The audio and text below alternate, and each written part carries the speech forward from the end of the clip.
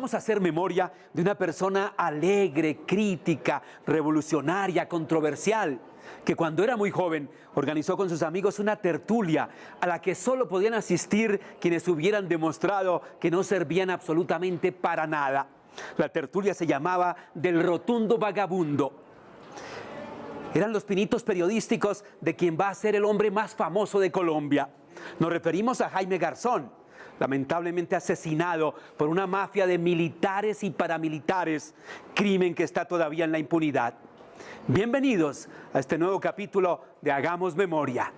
Aparentemente él en una de las reuniones a la cual iba con otros muchachos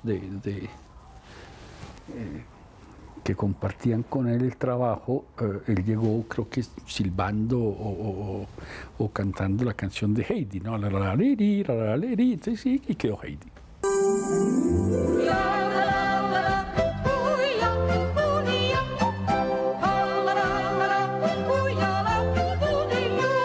Abuelito, dime tú, ¿qué sonidos son los que oigo yo? Abuelito, dime tú. Era muy joven, estaba estudiando Derecho en la Universidad Nacional.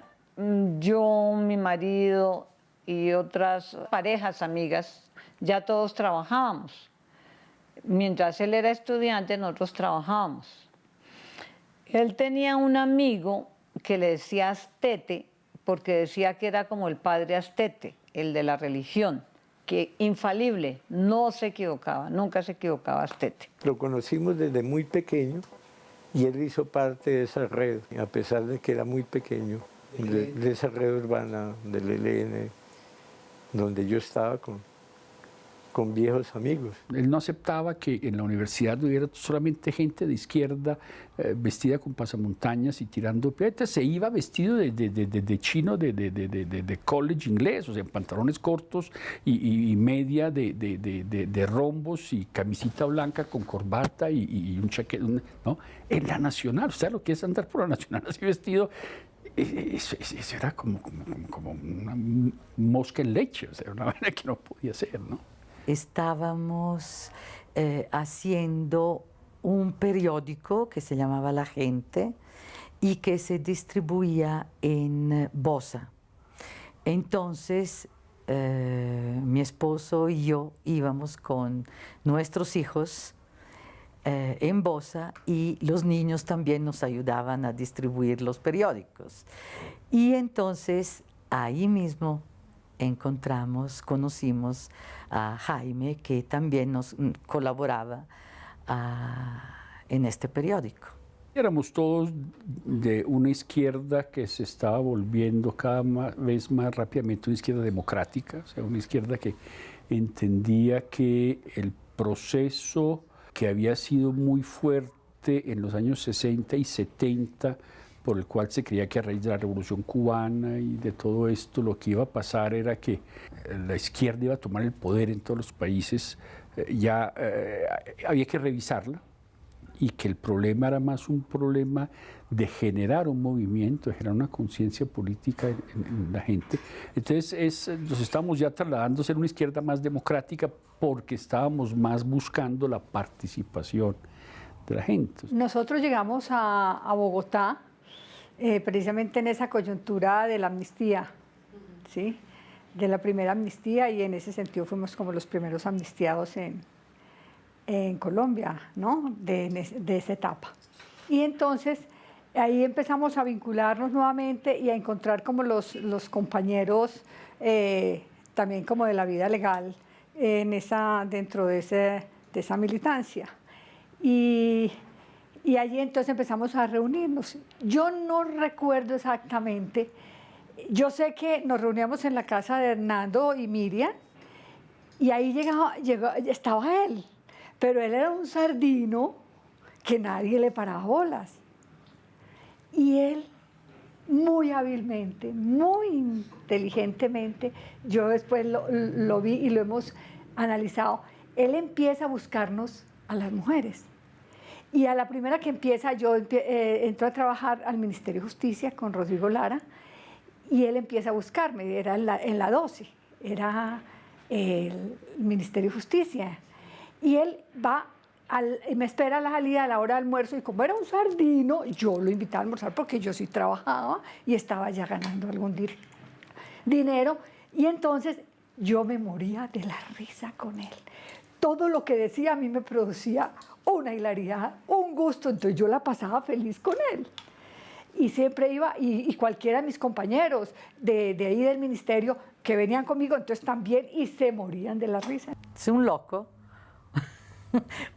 tiernísimo, porque él era muy tierno con mis hijos, sí, con los dos grandes, porque la chiquita no había nacido todavía. Emanaba, no sé cómo se dice en español, emanaba inteligencia por todos los poros, o sea, los ojos, ¿sí? Entonces, un loco muy inteligente, muy simpático y tiernísimo.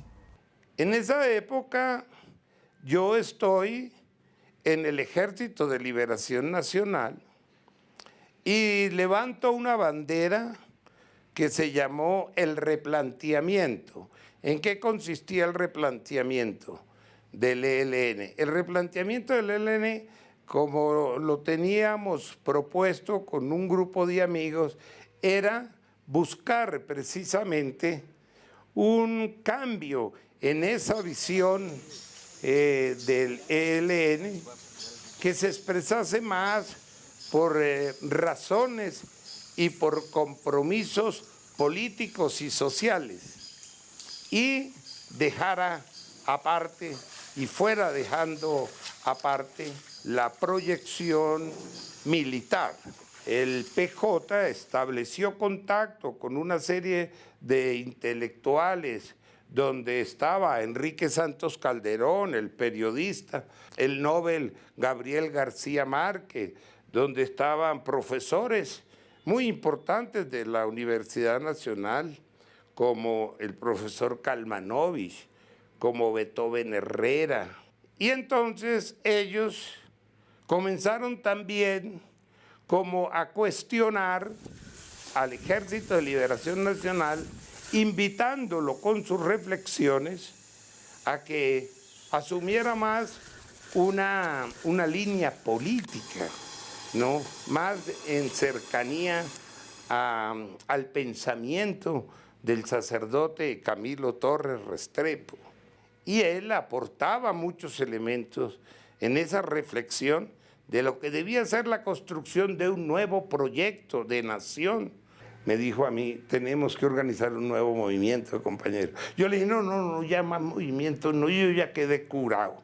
Heidi, por favor, ya más movimiento, no. Déjame pasar ya mis días tranquilos. Yo no. Dijo, no, Tigre, no son, no un movimiento, un movimiento diferente. Un movimiento que pueda interpretar correctamente la realidad del país. Entonces él empezó a hablar de que montar un movimiento, que fuera el Rotundo Vagabundo. Ya el nombre, me encanta, decía, es que tenemos que tener alguna militancia. ¿Cómo vamos a estar sin militancia? No, alguna militancia. Entonces montemos Juá, porque era el Rotundo. Ya el nombre era... Y en esos días llega con un librito y me lee como una metáfora de Lao Tse, que Lao Tse iba con sus discípulos y llegó a un pueblo que ya conocían y habían cortado todos los árboles, menos uno. Entonces él les dijo, vayan y averigüen, ¿por qué? ¿Por qué no están los árboles? ¿Por qué? Sí, ¿qué pasó? Entonces van y preguntan, dice, todos porque lo necesitaban para madera, para hacer no sé qué cosa y tal. ¿Y ese por qué no lo cortaron? Porque ese no sirve para absolutamente nada. Ese árbol, si es para leña, echa un humo que hace estornudar. Para madera, tiene nudos. Entonces fueron ellos y entonces le contaron a Lao Tse. Lao Tse dijo, así tienen que ser ustedes. No servir para absolutamente nada. Porque cuando sirven para algo, la sociedad les da un rol y ahí los aliena. En cambio, si no sirven para nada, pueden dedicarse a ser ustedes, a introyectarse, a encontrarse con su propia esencia. Eso se llama su verdadera identidad. El centro de la reunión era Jaime. Entonces Jaime imitaba a los presidentes, fue ahí donde empezó a imitar, con un éxito total porque todo el mundo la pasaba absolutamente delicioso. Habían 4 personas que él imitaba perfectamente bien. Estaba López, Alfonso López, Mikkelsen. Estaba Álvaro Gómez Hurtado, que lo imitaba perfecto. Belisario Betancourt y Turbay y Gaviria. O sea, casi que todos los presidentes lo imitaban.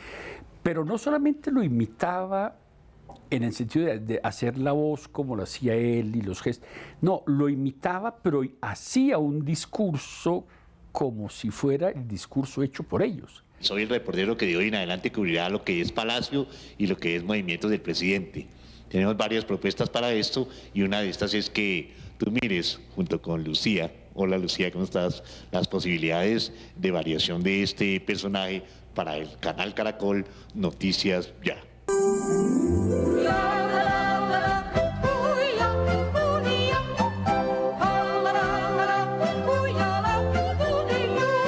Abuelito, dime tú, ¿qué sonidos son los que oigo yo? Abuelito, dime tú, porque yo en la nube voy.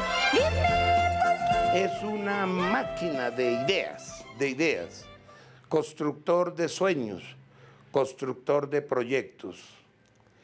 Y tiene una característica fundamental para mí, que muy fácilmente induce a la risa, a la sonrisa.